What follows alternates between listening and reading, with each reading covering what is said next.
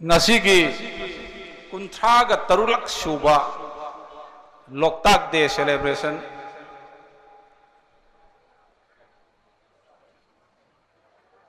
sigi thaurum yauba pangjaba hainengai leitana organizing committee bu thagat chari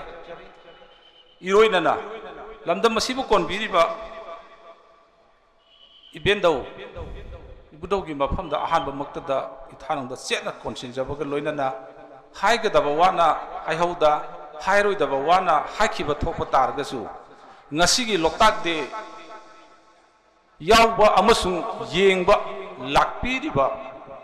palem panthau saba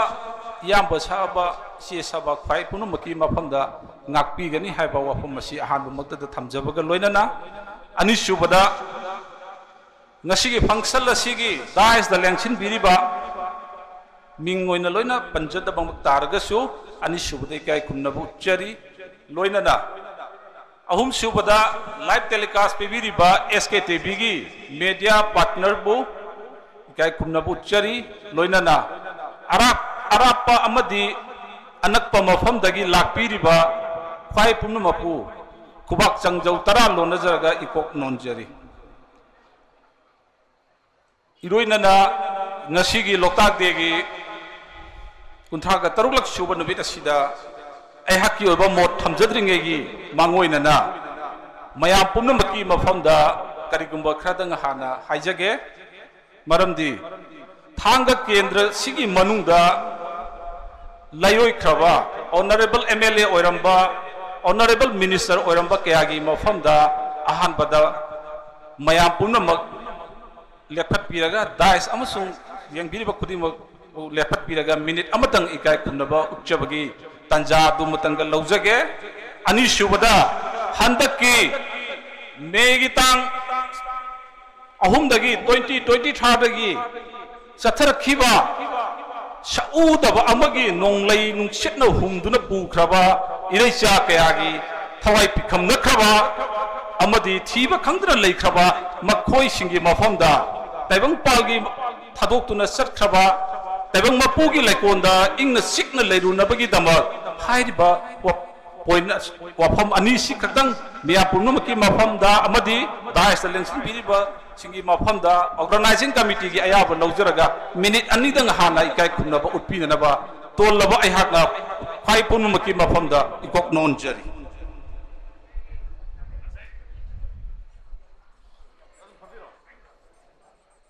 mayam haurasi ikai khumnabu ulasi ahanbada thanga kendrada sakut thaurangi damakta thawai yauna hona biramba layoi khabasingi mafamda ahanbada minute amadang oiragasu makhoigi thawaina mapugi laikonda ingna sikna leinanabagi damak thongni minrasi mayam akhoi amatta oina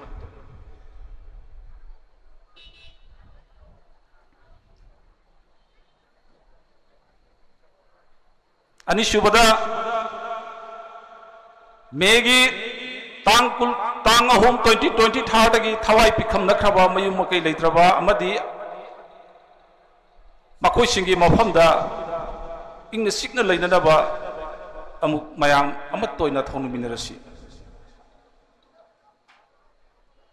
pumna mapu thagat chari ikai khumna uchari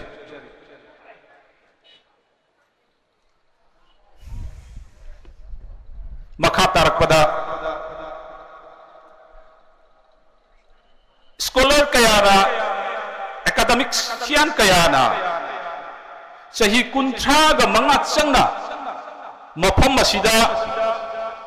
jaga sida Loktak kandaba yade Loktak kandaba yade Loktak na aikhoigi thawaini Loktak na aikhoigi ipani imani haibana singba sahi kunthra ga mangat chupna mafam sida pangthokre mafam sida hawdokre khanna nainaba kaya ama yaukre adubu luribadi Loktak khakkanba yade entire Loktak khongbangda leiriba praja sing indigenous people yelhomi aduga loinana Loktak ima kangadabani hariba wafamsi mamangi कुंथ्रागा हुमदोइरा कुंथ्रागा मरीरक सुबा ओरंबई याय मफम सिदा ही लाक्सरगा अखोई सागई मोरांगथेम आसनी कुमार महाना मतम मदुदा LD की chairman ओरमी निंगथौखोंगी तमो गोविंदासु मदुदा दाइसता फमजई फंबी अहाक इसामकसु लाक्सई मदुदसु आई हाइजग्रे थमजग्रे मरमदी बेली the लेरिबा Meitei Singh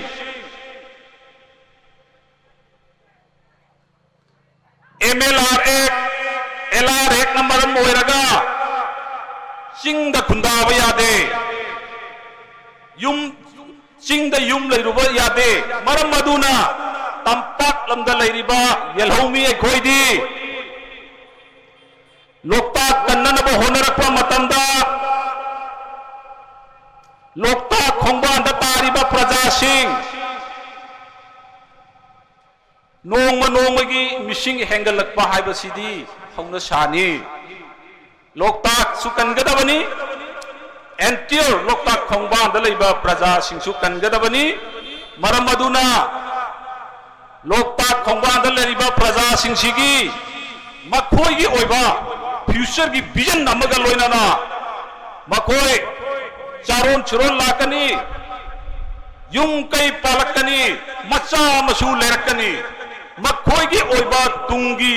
लहौननबा लेफम हाना सिनबी बसे मथौ ताय बसिन मयाम जानिंगदी खुबा खुबिरो मदु सुकनत नत्तबिदा लोकताक हाना कनगदबनी लोकताक खोंबांदा लेरिबा प्रजा सिंगी नखोगी तुंगी फ्यूचर खंदे हाइबा तारगदी लोकताक खक लेहौरगा यहौमी मैतै फुरुपु मुथत्लगे हाइना खनबीरब्रा वहांजे लाखम थोकपनी मयाम चुमगदी मयाम खुवा खुबिरो चुमद्रगदी खुबिरोनु हारिबा वफम असी ngasiga anek सुबोइना अहाक मफम सिदा फोंगदोक चखरे यामना नुंगाइजे एलडी की डायरेक्टर अखोई ओजा सनाजावबुसु नौना डायरेक्टर ओइबिरपगी दमक ngasiगी लोकताक इमा की मफम दा लोकताक डे सेलिब्रेशंस दा यावबा फंगजबा अखोई लोकताक खोंबांदा लेबा प्रजा सिंगी थमोइ गोइबा वकतुनी अहाक थनबिरी बसे पुंगनिंग संगना ताबिरंगनी लोइनाना थबक ओइना पांथोकपीगनी हाबगी आइगी अचेप थाजबसु थमजरी थमोइ नुंगदा संगसिनबियु इरोइनाना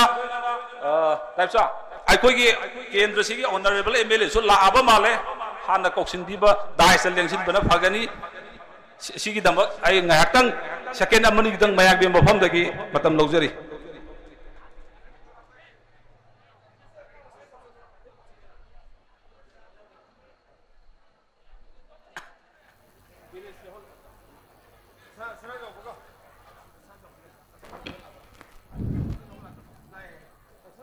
याम नुंगाइरबा पाउनी ngasiगी ningthiraba कुंथ्रा तरलो सुबा लोकताक डे सेलिब्रेशन असिगी मरुइबा थौरमपु ओइबिगदबा Shri Tongbram Ravindra Singh honourable MLA Thanga AC मफम असिदा ले हाइना अखोइना पाउ फंगजरे हौजिक्ति इकाई खुमदबदा मतिक चारबा Shri Tongbram Ravindra Singh honourable MLA Thanga assembly constituency बु फजरबा ngasiगी लोकताक डे सेलिब्रेशन प्रोग्राम असिगी चीफ गेस्ट की फमफम Langda लेंसिन बिनबगी दमक्ता हाइनिंgai लेतना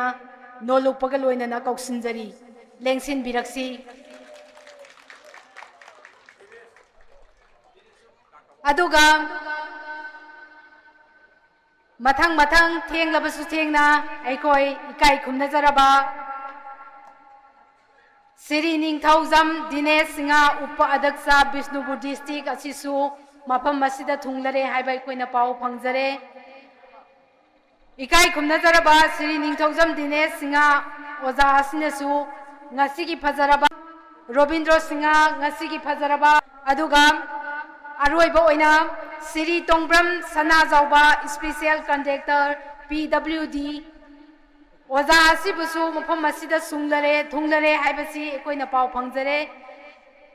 चानबीदुना Shri Tongbram Sanajaoba Singh special contractor PWD बुसु mafam asida guest of honor gi phampham lang da lengsin binaba noluk na kausinjari nauna lakraba ikai khomna jari basingi mafam da sinja langjari bagi maikai dagi udol pot amamumdang tamjari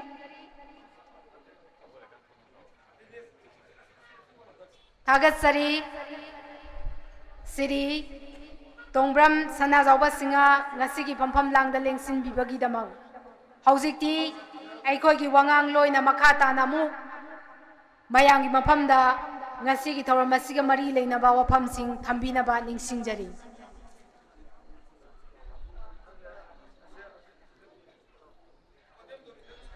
Thank you so much, Anchor Selebema, Amadi Organizing Committee Buthagatchari, Amuka Handa Engonda microphone Sinabi the Pigidamo.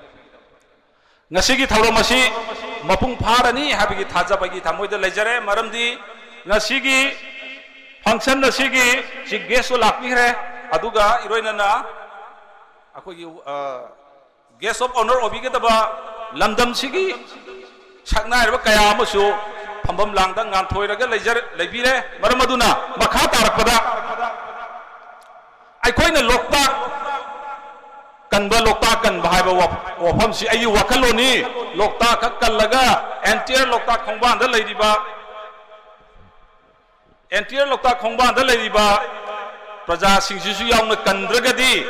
madugi potuma oithokadaba mande habigi sapchaba sigi wakalon je thamjabani aduga iroinana Nasi Shiliba Loktak Day celebration Kunchaga Tarulak Shuba si Nasigi function Nasigi Mayai Tangban the Lobiriba Ikurai Bungo Haisnamgi Aikoigi Sanayamana Mahagna 1990 Dagi Haudokiba Adugum Laba Loktak Imabu Lapsi Loktak Imana Manipur the Ladiba Amadi Malayam the Ladiba, Ipung Kudimak, Kanbiri Bani, Yokpiri Bani, Takpiri Bani Habigi, Madugum Lavagi, Wakalonda, Kura Ibungona, Shinbi Duna, 1990 Dagi, Shinbi Duna, Nasi of our Leptana, Satar Liba, Loktak Kanbagi, Nubit Asida, Matangi, Shahi 2026 the Tobu Matandadi, Shared Loktak Lake with entire Loktak Khongban the Ladiba Praja Singju Kangadabani, Haba, Mashigi Timsida, Taubiragadi, Mishingju Yamna Lakani, Mitoksu Yamna Helakani, Maramaduna, Mashigi Posima Taubiragadi, Organizing Committee, Chingu Kuyum Hena, Matik Magul Piba, Taujal, Pibasu Oigani Habagi, Tazaba Tamjari, Aduga Loinana, Sanga Matam Lojaroi, Nashigi, Wangang Loi Kayamasu like Virambani. Kaya ning thikraba kaya phajakraba indigenous people yelomi ekoigi cultural logi no yengu ngasi dais na phamba matamda chapal khungup amat ta yaude lok tho amaga thamami kakhana I sangaga phami ahal lamal laiguru sahi gi matungina ikai khumnaba unari masini yelomi ekoigi indigenous people gi ekoigi sanna kanglon ngallingai matamdagi lakriba aduna haujik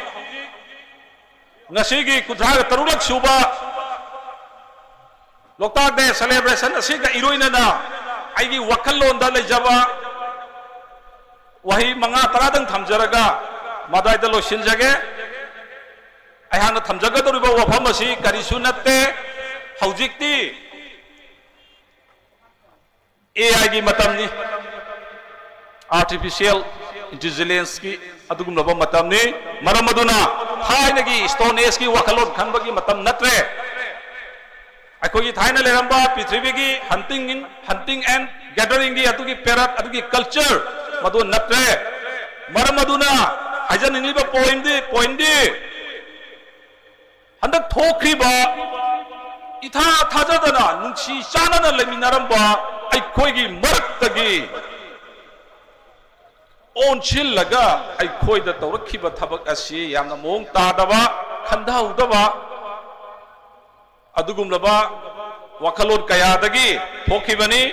Masigi Marueba, Maram, Apoina Hydrogasum, Miam, Pudimuna Loina Kangle, Maramaduna. I koi can biga the riba, Praja, I koi can biga the riba. प्रजा अखोइबु ngakpigadauriba प्रजा अखोइबु सेम्बिगदाuriba अवा अना लैतलाइरा Hiram खुदिंग मतेंग पांगबिगदाuriba si अतै कनाम नत्ते कनाननो HYBE मतमदा Manipur legislative assembly दा फंगदाuriba केंद्र दुगी मिहुत ओइगदाuriba मधु गुमला गुमलाबा मियोय सिंगदुना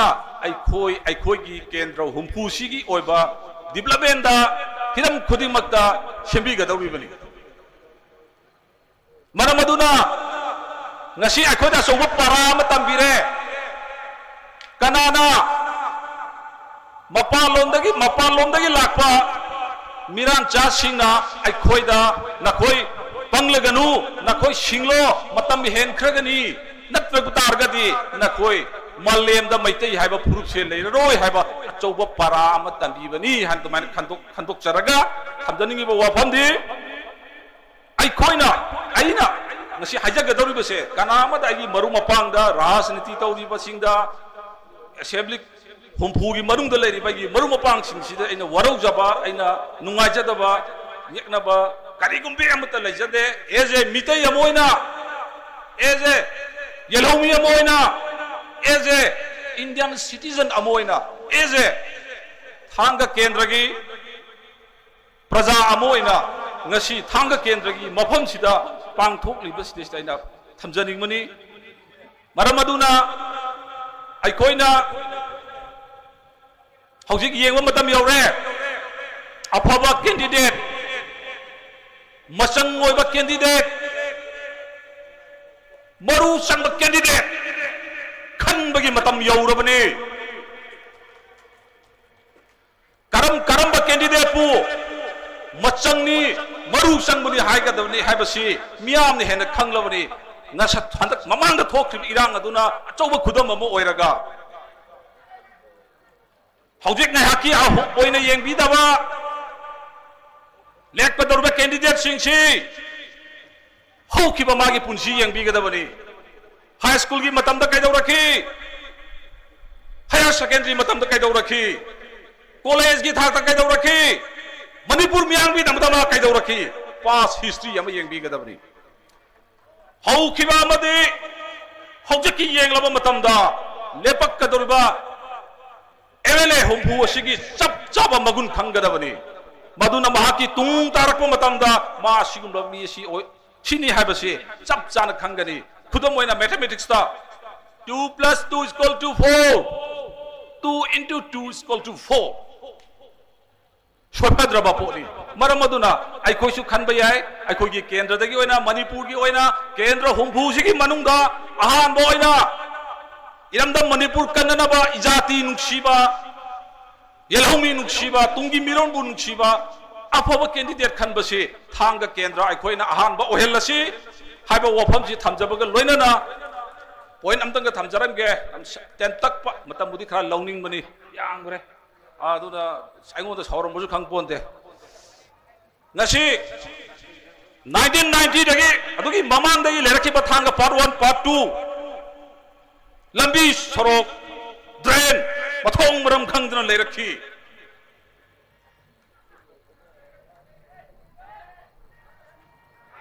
राजनीति दी अयोगी थाकता थोले आइजो बोले पे वोटी लोई ले पे याय चाही तरागा निपांगु सुरबा बोले पे याय अदुबु इथा थाजदना वखल मानबा पुनिंग मानबा अखोई हजिसु ngasi फंक्शन जी सिग्बेस होरिबा आई मंगोंदा बोर्ड थादरखी मंगोंदा काई हाइदे आई ngaliगे आई इंट्रो तो हौद्रे आई मिंग सर्टिफिकेट मयामदा नोलुम थमजगे मोरांगथेम इंद्रजीत सिंह आई बाबा लेखिद्रे मोरांगथेम सनाचौ आई मामा लेखिद्रे मोरांगथेम ओंबी पूर्णिमा आई बबोक लेसाबी लेखिद्रे चानुपा हन लेखिद्रे आई नुपा इथंदनी चनुपी मगेगा आई लेफम इथिंग सेंद्रा चिंखोंग सेंद्रा हेक चिंखोंग दगी आई युमथंग नरेसी अखोई सेंद्रा की बस का लोरंबा अखोई तानाबा होय मोय टीम ने अखोई मामना के सोर का युमथंग नरगा लेजरे मखा तारकपदा wakal mana ba sidi wakal mana bani wakal mana bagi potu la ko matam da masu koi Robindro Sahib su nauna bot kare ada aina tinajari sidi aina haidra ka su ngasi dais da lengchen bidaba singa yam loi khang bira bani ai sin da khak ngang banate with practical with performance with theory plus practice da sapami ne ba guru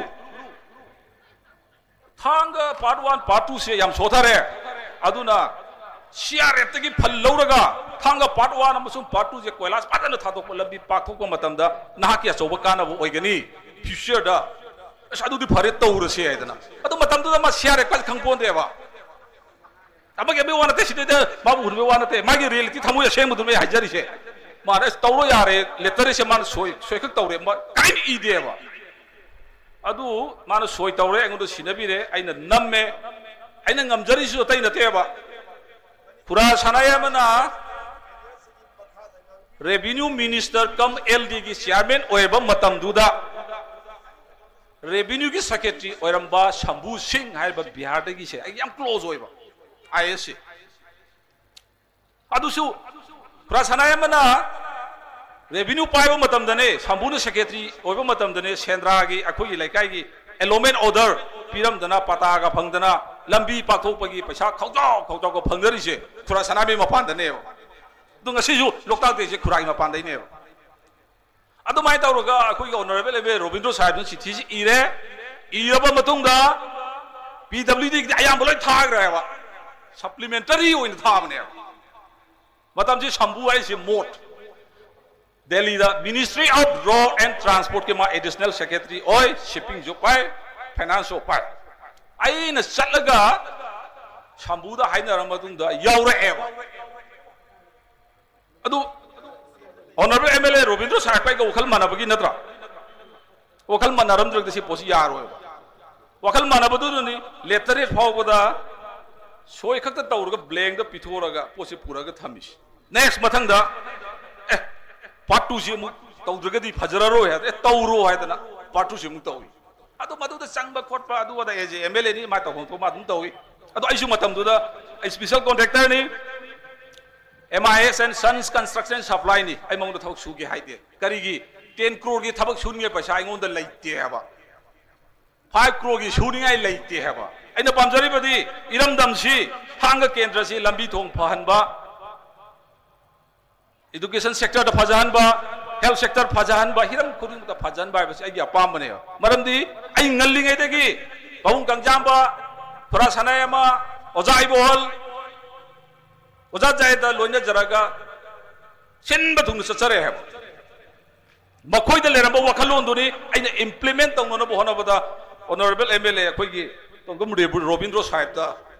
ai khangjaba kaya ba share tawruga ngasi lambi tapangam libase tongom Robindro amadi moirang thep indraji ki achokba khudol ni habase ngasi miyang bi mafam da thamjabani maramaduna makha tarka tor ba ji election sumaya ni ji bolek ko dum sumaya am lere si pham lere pareng sana tara da sembang ko mu dongna ko mu ke su kai de yangkai lepu yangkai mek loi ta ga dam ni adu ep to da bu praja khu ni su chaksin ga da bam lei dari no paisa je loba matam da lobi yaung no loro di chahi manga gi lobi wo ase phagi na te yam chaksin bi ko any candidate amana lupa lising ani yelasu lising ahum yel tar ga su manga yelasu madu do chahi manga da pathok pi ba kudo moina mayam laptop ba plus mobile finder ni calculator da pathok pi lupa lising ahum yele khala se ba lising ahum do chahi amada kya ta ge yango aduga chahi manga na puri ro adu ri kya tare paisa hum phuma thoi ne ba paisa hum phuma thoi ji ai khoi ai se chahi manga gi lai khram adu hojik ti to biro no ai mayam tu koromjari lepi ga do mayam sidasu madu pi gi yang pibi radi no mudal lising ahum par ga chahi manga gi oina pibi ro adu da khoi kana ja howe dana adu nataba targa na afaba mi khanbiro haiba wakalul si thamjaraga soikiba lankiba kayam yaurga su punumangna ngakpi gani haiba wafam si thamjaraga matang asida punumake mafam dagi kubak changjau tara lona jaraga kurumjari